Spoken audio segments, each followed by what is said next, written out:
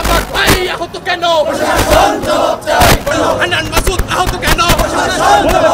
রক্তের বন্যায়, রক্তের বন্যায় এসে যাবে অন্যায়। এনসিপির অ্যাকশন, অ্যাকশন, অ্যাকশন।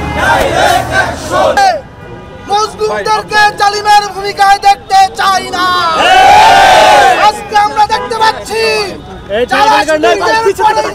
আন্দোলনের কথা বলতো এই তরুণ ছাত্ররা তাজা রক্ত দিয়ে যেই স্বাধীনতা এনেছে সেই স্বাধীনতার নেতাদের উপরে আজকে হামলা করা হচ্ছে। আমরা স্পষ্ট বলতে চাই, নতুন বাংলাদেশে কোন সন্ত্রাসের জায়গা হবে না।